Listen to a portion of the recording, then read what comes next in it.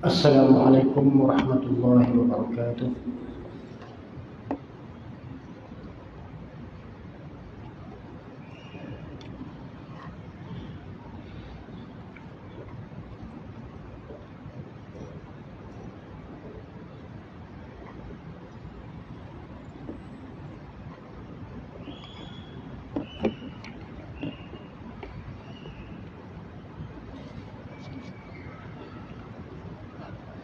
Kita niat hadiahkan pahala bacaan Al-Fatihah untuk dihadiahkan kepada ruh baginda Nabi SAW dan sekalian para masyayikh, sekalian muslimin dan muslimat. Al-Fatihah. A'udzubillahi minasyaitonirrajim. Bismillahirrahmanirrahim. Alhamdulillahirabbil alamin. Arrahmanirrahim. Maliki yaumiddin. Iyyaka na'budu wa iyyaka nasta'in.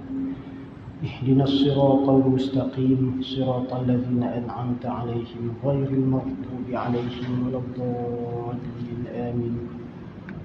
الحمد لله نحمده ونستعينه ونستغفره ونؤمن به ونتوكل عليه ونعوذ بالله من شرور أنفسنا ومن سيئات أعمالنا.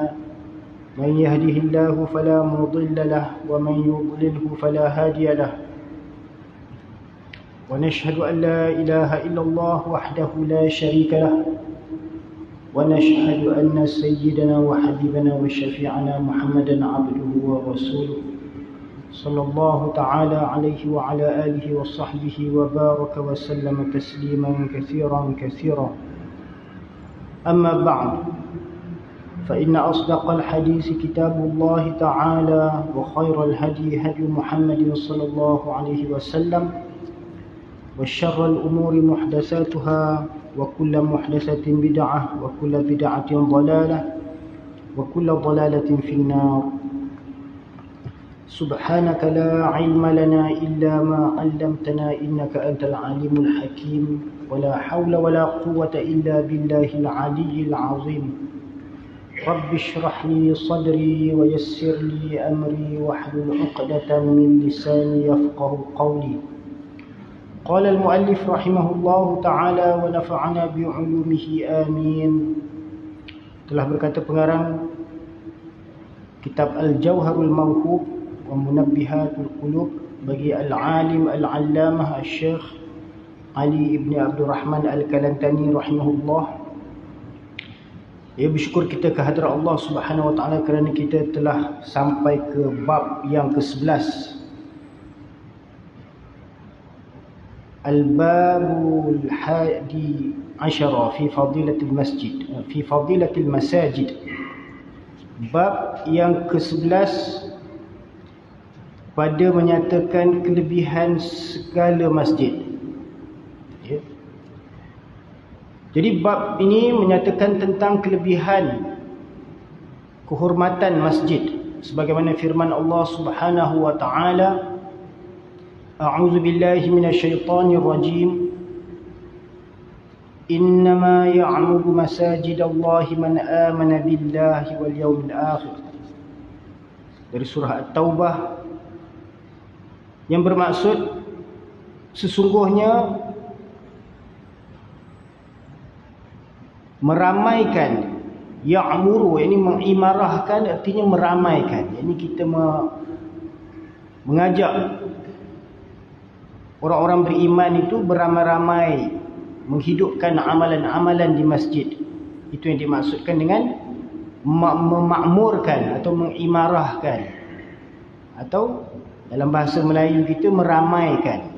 Ya, meramaikan kehadiran orang-orang beriman di masjid.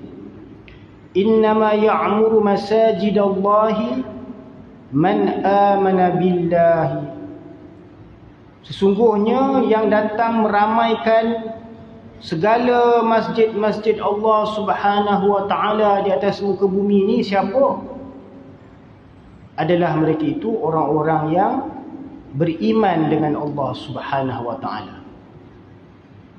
Jadi orang-orang yang beriman kepada Allah Subhanahu wa taala, merekalah orang-orang yang selayaknya meramaikan, ya, yang datang menghadiri, menghidupkan amalan-amalan ibadat di masjid. Kerana masjid adalah rumah Allah Subhanahu wa taala. Ya. Masjid juga adalah daripada rumah-rumah Allah Subhanahu wa taala. Diriwayatkan adalah pada hari kiamat datang kaum bagi berhenti mereka itu di atas Siratul Mustaqim. Menangis mereka itu, maka dikatakan baginya, lalu olehmu atas sirat. Maka kata mereka itu, kami takut daripada api neraka. Maka kata Jibril alaihi salam, betapa kamu lalu atas laut? Maka kata mereka itu, dengan perahu. Maka didatangkan dengan segala masjid yang mereka itu sembahyang padanya seperti perahu. Maka naik mereka itu akan dia, dan lalu mereka itu dengan dia atas sirat. Ya, daripada riwayat hadis baginda Nabi SAW memberikan suatu gambaran kepada kita tentang hal keadaan ketika mana di Siratul Mustaqim, yang mana akan datang suatu kaum yang mana berhenti mereka itu di sirat tu, ketakutan, menangis mereka itu kerana takutkan api neraka. Sehingga dikatakan kepada mereka, lalu jalanlah atas sirat ni, atas titian sirat ni, lalu olehmu atas sirat. Namun apa jawab mereka? Takut kami takut daripada api neraka. Yang ni takut nak melintas titi sirat tu, takut terjatuh ke dalam api neraka. Maka berkatalah Hazrat Jibril alaihi salam, bagaimana kamu dekat dunia dulu, kamu nak melintas, nak menempuh laut, kamu naik apa? Ya, betapa kamu lalu atas laut. Ini dalam kehidupan di dunia dulu, bagaimana kamu nak menempuh, mengharungi laut itu? Maka katalah kaum tersebut, jawab mereka itu, kalau di dunia dulu kami naik perahu, ya, maka didatangkan segala masjid yang mereka itu sembahyang padanya seperti perahu. Ini Allah Subhanahu wa taala akan jadikan masjid-masjid di atas muka bumi ini di mana mereka pernah bersinggah untuk bersolat di dalamnya, ya, maka didatangkan masjid-masjid itu seumpama perahu, ya, untuk mereka itu naik di atasnya. Maka naik mereka itu akan dia, dan lalu mereka itu dengan dia atas sirat. Jadi selamat mereka menempuh titian Siratul Mustaqim itu, ya, dengan masjid-masjid yang mana mereka pernah bersolat di dalamnya, yang mana didatangkan dalam bentuk perahu. Dan riwayat daripada Anas radhiyallahu anhu daripada Nabi SAW, sabdanya, dihasyarkan segala masjid, ini dihimpunkan segala masjid di dunia pada hari kiamat seolah-olah seperti unta yang putih, kakinya daripada ambar dan tengkuknya daripada za'faran dan kepalanya daripada kasturi dan tali hidungnya daripada zabarjad. Dan segala orang yang menutungkan dia, yakni orang yang menyambutnya, ya, dan segala imam mengalu akan dia, yakni mengalu-alukan kedatangan unta-unta putih yang mana daripada masjid tadi, ya. Masjid-masjid tu dihimpunkan dan dijadikan dalam bentuk unta yang putih, ya, kakinya daripada ambar, tengkuknya daripada za'faran, kepalanya daripada kasturi, dan tali hidungnya daripada zabarjad, ya, sehingga menyambut sekalian orang-orang ramai dan sekalian imam-imam masjid, ya, akan mengalu-alukan kedatangan unta-unta tu yang penzahiran bagi masjid tadi. Dan segala orang yang memelihara akan sembahyang mengikut akan dia. Ini orang-orang yang pernah menjaga sembahyang, yang selalu bersolat di masjid itu akan menuruti unta-unta tersebut. Ya, ini hal keadaan pada hari kiamat di padang mahsyar nanti.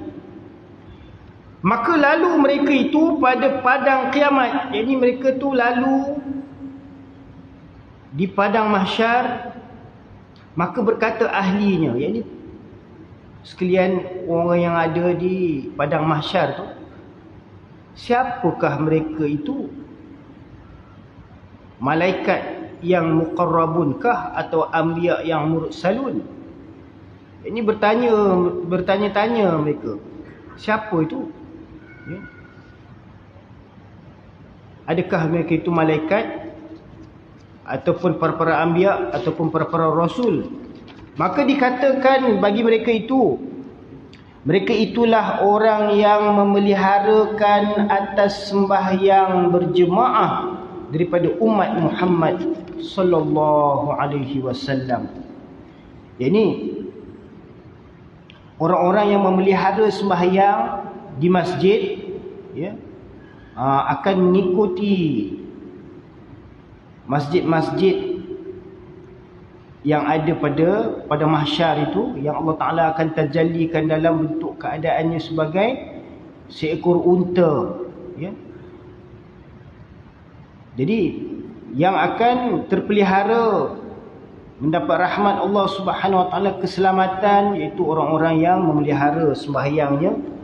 Khasnya mereka selalu bersolat di masjid-masjid sehingga dimuliakan mereka, sehingga penghuni-penghuni padang mahsyar itu bertanya-tanya, siapa mereka itu? Ya, malaikat yang muqarrabun kah atau nabi-nabi kah atau rasul-rasul kah? Ya, maka dikatakan bahawa mereka itulah orang-orang yang memeliharakan atas sembahyang berjemaah. Ini mereka selalu solat berjemaah di masjid, ya, yang mana mereka itu daripada kalangan umat Nabi Muhammad sallallahu alaihi wasallam. Dan sabda Nabi sallallahu alaihi wasallam, qala an-nabiy sallallahu alaihi wasallam, al-masjidu baitu kulli mu'min. Masjid itu adalah rumah bagi tiap-tiap mukmin. Yakni masjid adalah menjadi tempat ibadat, ya, tempat ibadat bagi orang-orang yang beriman. Dan sabda Nabi sallallahu alaihi wasallam, bermula masjid itu rumah bagi tiap-tiap mukmin, yakni tempat ibadatnya.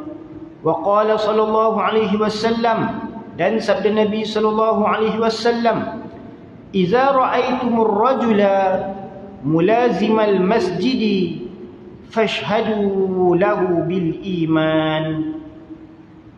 Sabda Nabi sallallahu alaihi wasallam, idza ra'aitumur rajula, apabila kamu melihat akan seorang lelaki, mulazimal masjidi, dia melazimkan dirinya selalu ke masjid, fashhadu lahu bil iman, maka bersaksilah kamu baginya dengan keimanan. yakni iman orang-orang yang selalu pergi ke masjid itu, ya, adalah mendapat pengiktirafan daripada baginda Rasulullah sallallahu alaihi wasallam.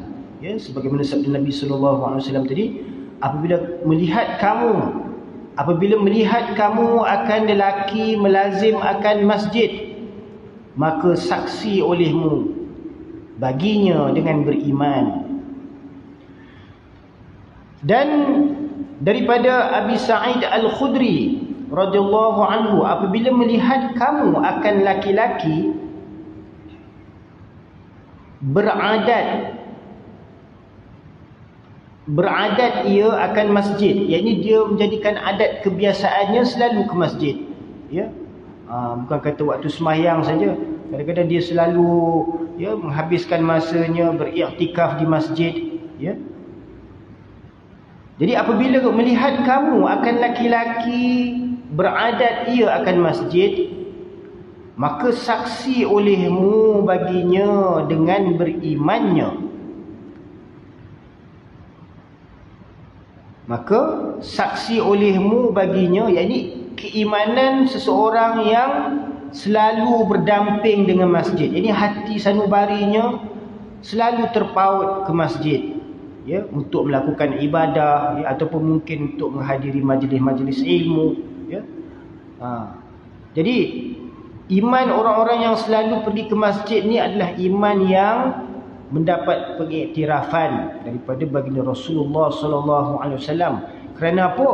Kerana firman Allah Subhanahu wa taala, "Innama ya'muru masajidallahi man amana billahi." Sesungguhnya meramaikan segala masjid Allah itu orang yang beriman dengan Allah Ta'ala. Ini orang-orang yang mengimarahkan, yang memakmurkan, yang menghidupkan amalan-amalan di masjid-masjid, di rumah-rumah Allah Ta'ala itu adalah orang-orang yang beriman kepada Allah Subhanahu wa Ta'ala. Wa qala alaihi salatu wassalam, "Man takallama bi kalamid dunya fil masjidi ahbatallahu 'amalahu 40 sanah." Ya, ini adalah suatu tegahan atau larangan daripada baginda Nabi sallallahu alaihi wasallam supaya kita jangan berkata-kata atau bercakap-cakap, berbual-bual, bersembang di dalam masjid, ya, berkenaan hal duniawi. Ya. Ini suatu ancaman daripada baginda Nabi sallallahu alaihi wasallam bagi orang-orang yang suka duduk berbual-bual kosong, bersembang hal-hal duniawi di dalam masjid. Apa sabda Nabi sallallahu alaihi wasallam? "Man takallama bi kalamid dunya fil masjidi." Barang siapa yang berkata-kata dengan perkataan dunia di dalam masjid, ahbatallahu 'amalahu 40 sanatan. Nescaya menghapus Allah Ta'ala akan amalnya 40 tahun. Jadi kita kena ambil perhatian, ya. Kadang-kadang kita tak sedar, duduk iktikaf di masjid, ya, kadang-kadang jumpa kawan pula, tanya khabar dah, lepas tu sembang pula, sembang-sembang tak sedar dah sembang hal-hal duniawi, ya, dalam masjid. Ya, kalau boleh kita elakkan. Kalau kita nak bersembang hal-hal duniawi ni, kita keluarlah daripada kawasan masjid, ya. Kerana apa? Kerana dengan secara kita tidak sedari, amalan ibadat kita, puasa, sembahyang dan sebagainya, zikir, baca Quran, ya, amalan ibadat selama 40 tahun tu, ya, habis macam tu saja. Tak sia-sia. Ya. Umur dah baru masuk 41 tahun, ya.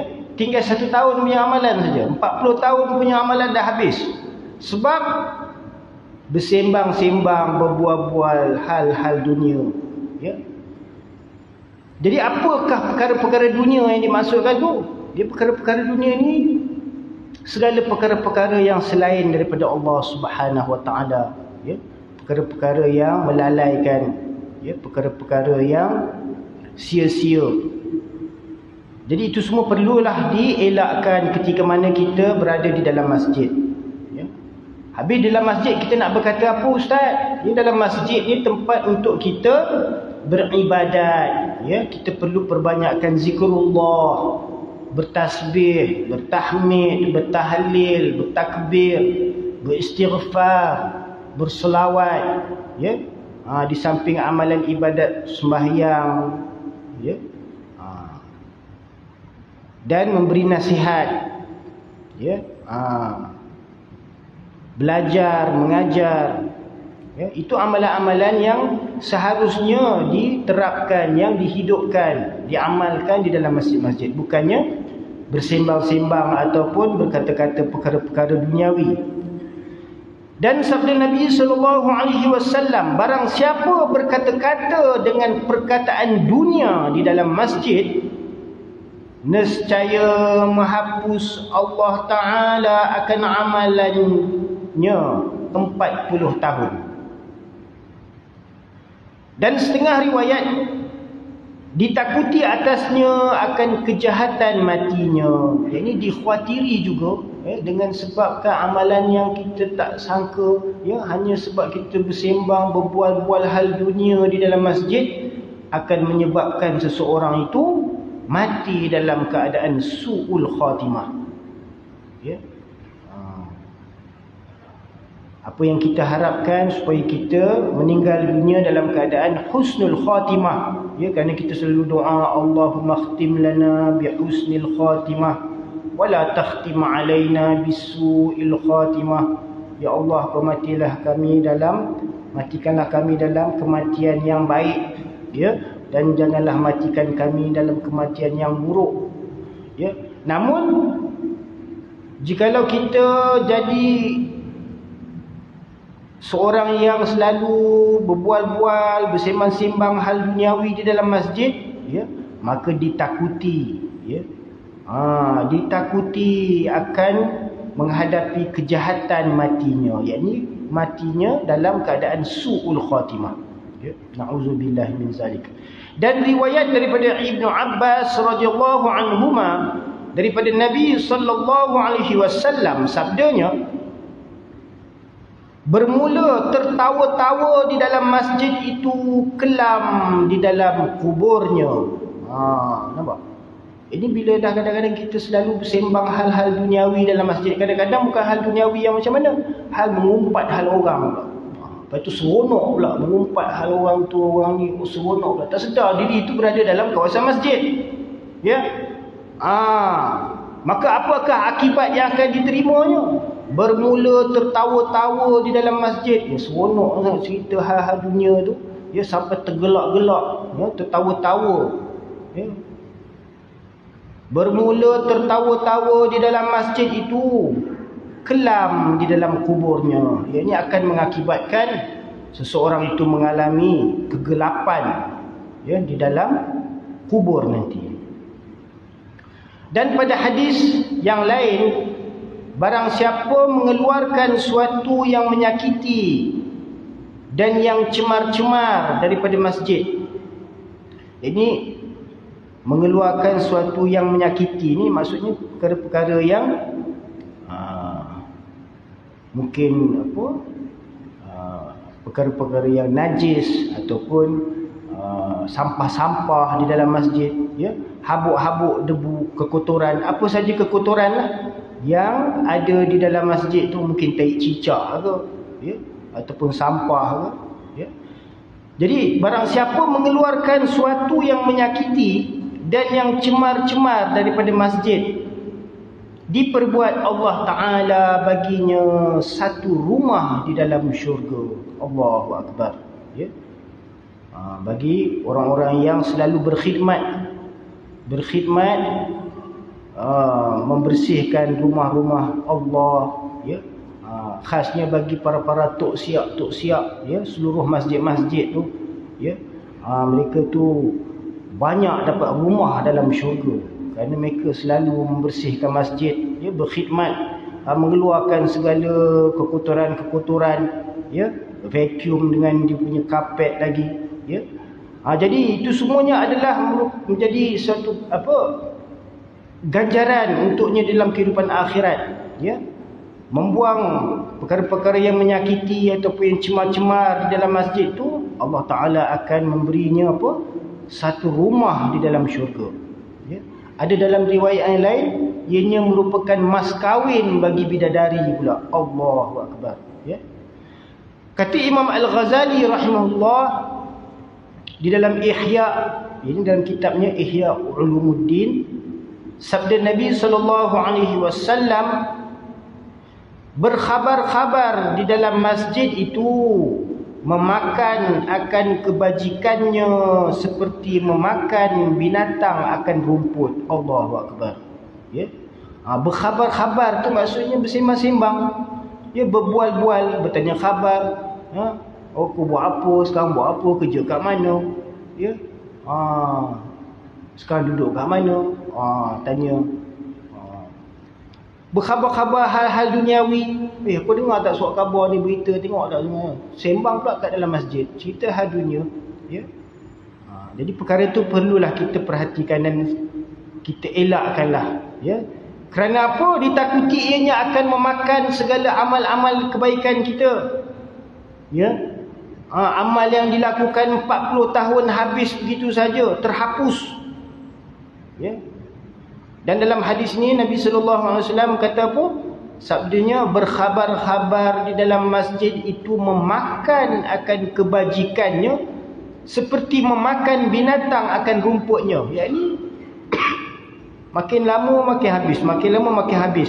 Ya, lagi banyak kita bersembang, berbual-bual hal dunia, ya, perkara yang sia-sia di dalam masjid, yang selain daripada zikir, ya, tilawat Al-Quran ataupun dakwah amar ma'ruf nahi munkar, maka semuanya itu akan mendapat celaan daripada Allah Subhanahu wa taala. Dan tersebut pada tafsir Qurtubi daripada Nabi SAW, barang siapa pasang pelita di dalam masjid, sentiasa malaikat dan hamalatul arsh mussalawat mereka itu atasnya dan meminta ampun mereka itu baginya selama ada demikian cahayanya itu di dalamnya. Dan bahawasanya belanja isi kahwin anak bidadari itu, ya, menyapu sampah debu masjid.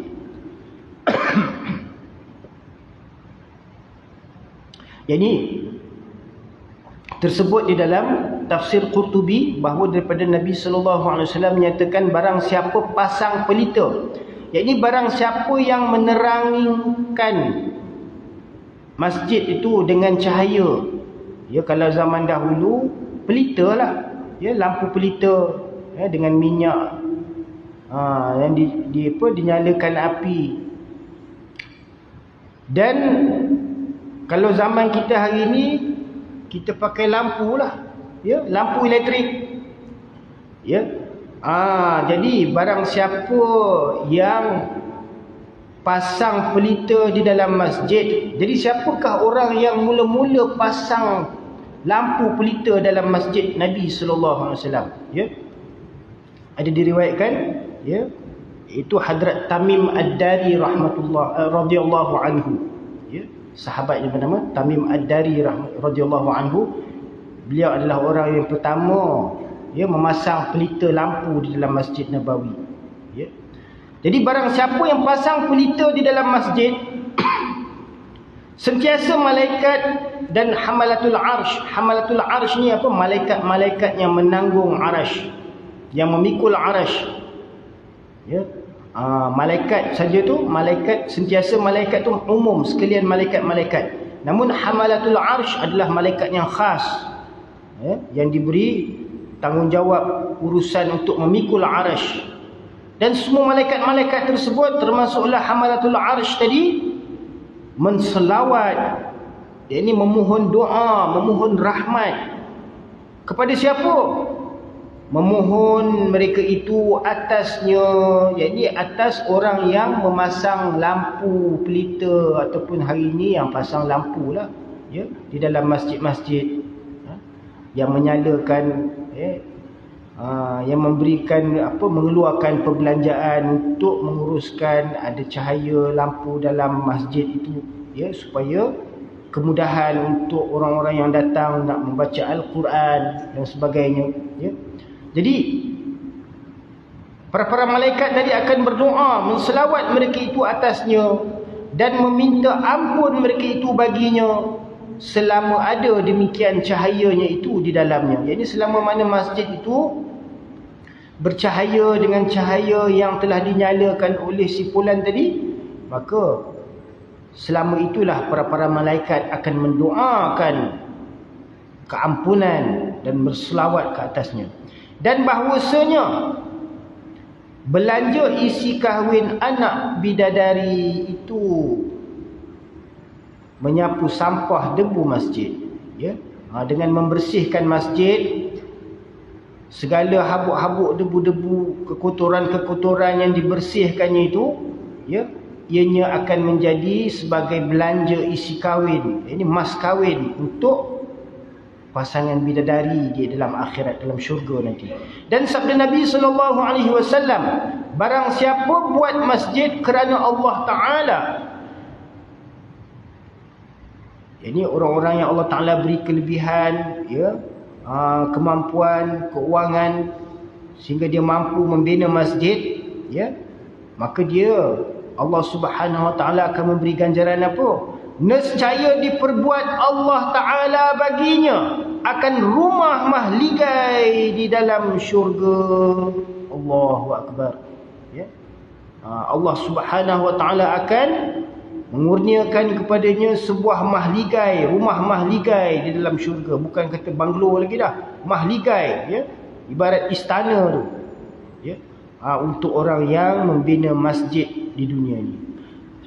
Dan sabda Nabi sallallahu alaihi wasallam, wa qala sallallahu alaihi wasallam, innal malaikata yatakarrahuna minal mutakallimina fil masjidi bikalamil laghwi wal jawr. Sesungguhnya, kata Nabi sallallahu alaihi wasallam,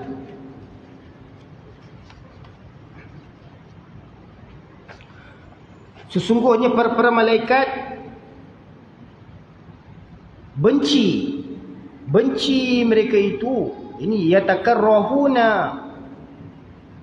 ya, malaikat-malaikat itu merasa benci minal mutakallimina fil masjidi, terhadap orang-orang yang berkata-kata di dalam masjid dengan perkataan yang macam mana? Bikalamil laghwi wal jawr, dengan perkataan-perkataan yang sia-sia dan yang tiada sebenar. Ini perkara-perkara yang dusta, ya, cerita-cerita yang tidak ada kebenaran hakikatnya, ya.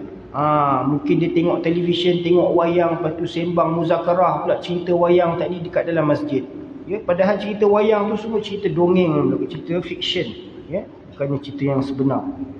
Jadi itu semua akan mendatangkan kerugian bagi orang-orang yang berkata-kata, bersembang-sembang hal duniawi, hal sia-sia, ya.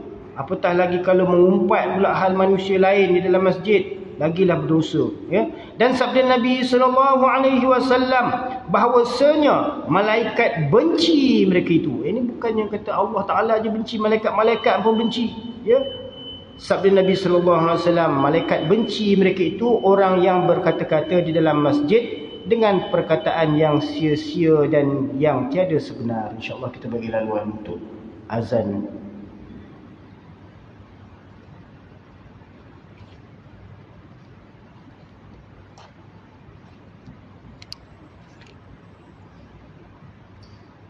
Allahu Akbar.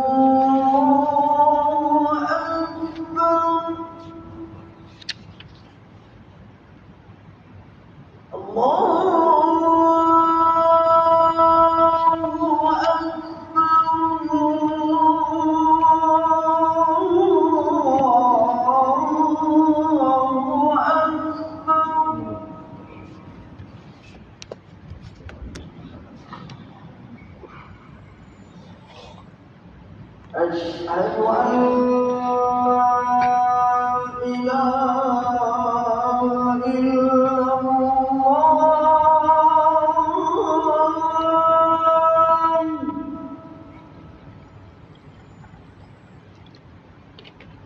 أشهد أن لا إله إلا الله.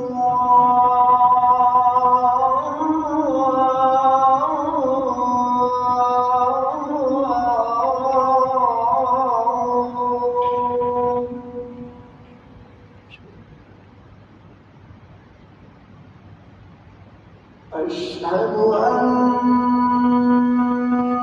محمدا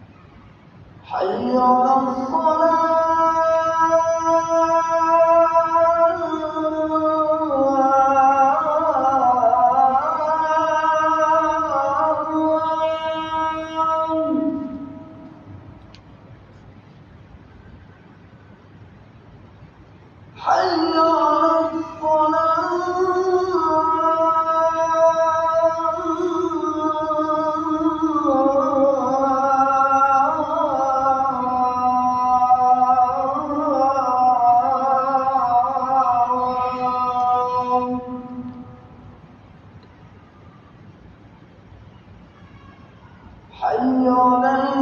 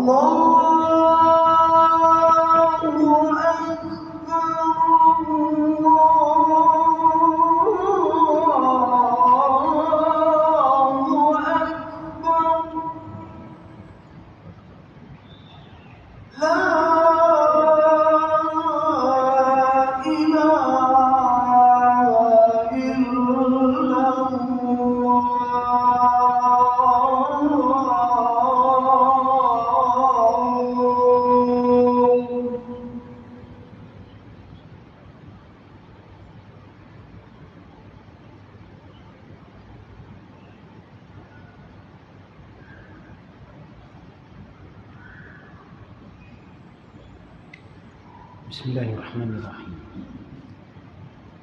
Wa qala sallallahu alaihi wasallam, syarrul biqa'i aswaquha wa khairul biqa'i masajiduha.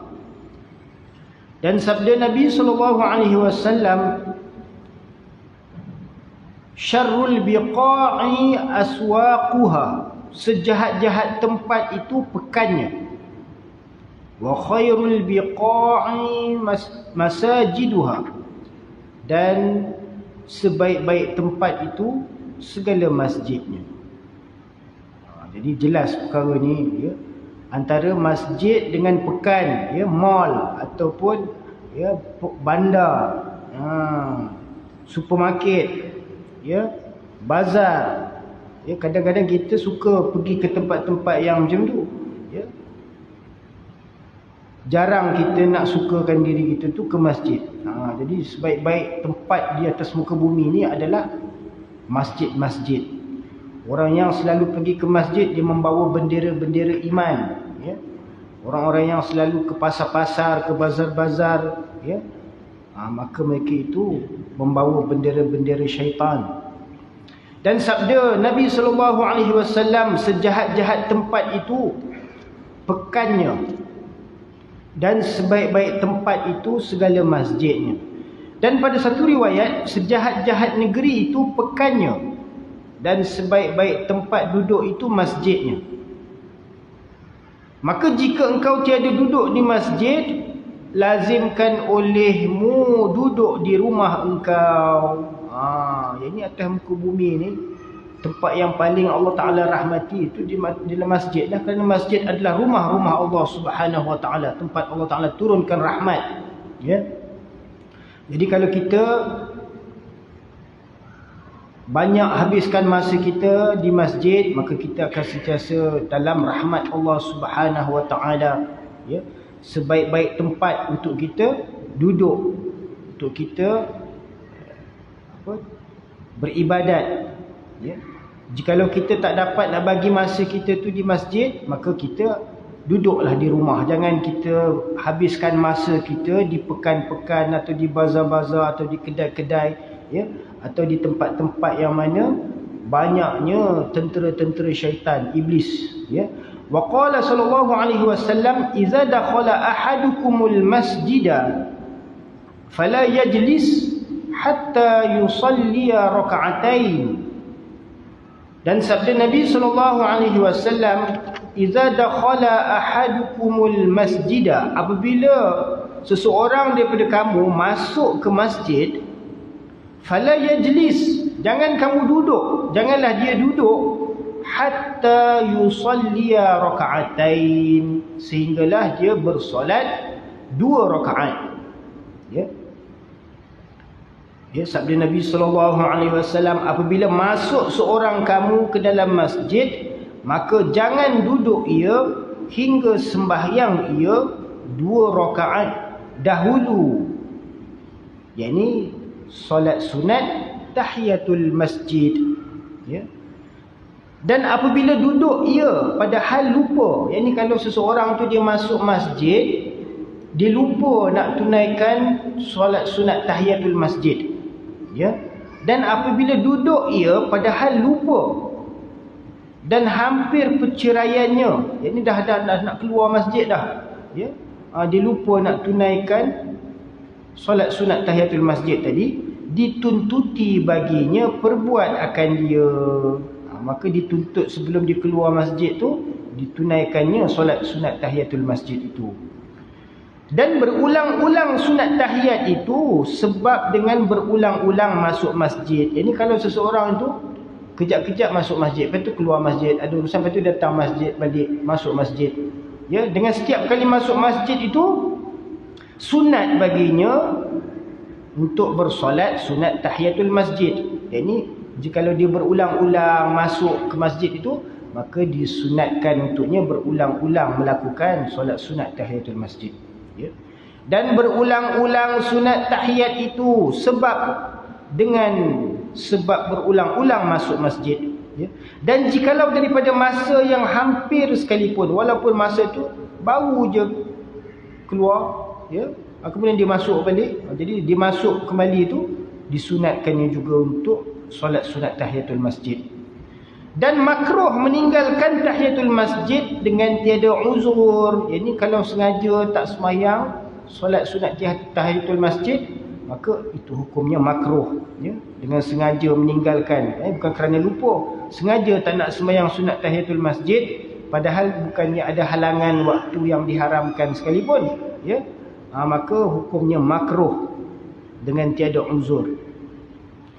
Dan hasil sunat tahiyatul masjid itu dengan mengerjakan sembahyang fardu. Jadi kalau kita dah sampai ke masjid tu, orang dah sembahyang fardu dah, imam dah mula sembahyang, ataupun Bilal tu dah iqamah dah nak didirikan sembahyang fardu, maka tak perlu lagi kita sembahyang sunat tahiyatul masjid, ya. Dengan kita bersembahyang fardu tu, sembahyang sunat tahiyatul masjid itu akan terhasil sekali, ya. Dan hasil sunat tahiyatul masjid itu dengan mengerjakan sembahyang fardu, yakni masuk sunat tahiyat itu di dalamnya. Yakni apabila kita dah bersembahyang fardu, datang ke masjid untuk menunaikan solat fardu, ya, maka tak sempat solat sunat tahiyatul masjid, maka dengan sembahyang fardu tadi sudah terhasil baginya pahala tadi untuk sembahyang sunat tahiyatul masjid. Dan jikalau tiada ditunaikan masuk sunat tahiyatul masjid di dalamnya,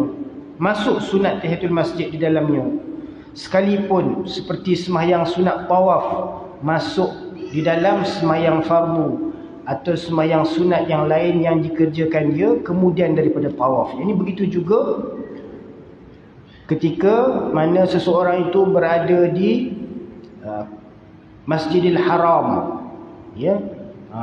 Apabila kita masuk ke kawasan Masjidil Haram tu, sunat, ya, kita sembahyang sembahyang sunat tawaf, ya.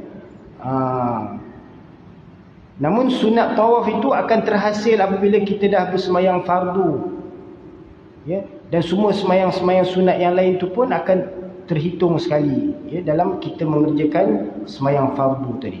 Jadi tentang sembahyang sunat tahiyatul masjid ni, ada sebahagian ulama, ya, khasnya ulama-ulama dalam mazhab Hanafi, Maliki dan Hambali, ya, yang mana mereka melarang solat sunat tahiyatul masjid itu pada waktu yang diharamkan. Contohnya waktu selepas sembahyang subuh, ya, waktu selepas sembahyang asar, dan pada waktu sebelum waktu zuhur itu, ya. Kerana terdapat larangan yang umum daripada hadis baginda Nabi SAW melarang bersolat di waktu yang haram, ya. Namun menurut mazhab Syafi'i dan sebahagian daripada pengikut mazhab Hambali membolehkannya, ya, berdasarkan keterangan daripada hadis tadi, ya, apabila seseorang daripada kamu, iza ahadukum, Ini apabila seorang tu datang ke masjid, iza dakhala ahadukumul masjidah fala tajlis, maka jangan kamu duduk hatta yusalliya raka'atain, sehinggalah dia bersolat 2 rakaat. Jadi kerana itu mazhab Syafi'i dan sebahagian ulama dalam mazhab Hambali harus membolehkannya, ya. Namun jikalau kita dah dekat-dekat dah nak semayang fardu tu, dah nak ditegakkan, ya, kita kena tengok jugalah masa tu, ya. Kalau kita sekarang ni dekat skrin TV tu dia ada tulis berapa minit lagi akan masuk waktu untuk di iqamahkan tu, maka kita tengoklah kalau dalam waktu yang agak singkat tak sempat untuk kita tunaikan solat sunat tahiyatul masjid tadi, dengan kita mendirikan sembahyang fardu juga, ianya akan memberikan kita kelepasan daripada tahiyatul masjid tadi. Ini sunat tahiyatul masjid tadi itu akan terhitung sekali apabila kita mengerjakan solat fardu. Wallahu a'lam wa ilmuhu atam. Ya, apa yang baik daripada Allah Subhanahu wa taala, yang tidak baik dan salah itu daripada kelemahan diri saya sendiri. Semoga apa yang kita dengar daripada segala sabdaan-sabdaan hadis Nabi sallallahu alaihi wasallam ini dapat kita jadikan iktibar, pengajaran untuk kita amalkan dan kita sampaikan kepada ahli keluarga kita, saudara mara kita dan sesiapa saja, ya. Aqulu qawli hadza astaghfirullah li wa liwalidayya wa lil muslimina wal muslimat wal mu'minina wal mu'minat al ahya'i minhum wal amwat bi rahmatika ya arhamar rahimin. Allahumma anfa'na bima 'allamtana wa 'allimna ma yanfa'una wa zidna 'ilma. ربنا زدنا علما ربنا زدنا علما ربنا زدنا علما. اللهم أحينا بحياة العلماء وأمتنا بموت الشهداء واحشرنا في زمرة الأولياء وأدخلنا الجنة مع الأنبياء عليهم الصلاة والسلام. ربنا آتنا في الدنيا حسنة وفي الآخرة حسنة وقنا عذاب النار. وصلى الله على سيدنا محمد وعلى آله وصحبه أجمعين. سبحان ربك رب العزة عما يصفون وسلام على المرسلين والحمد لله رب العالمين.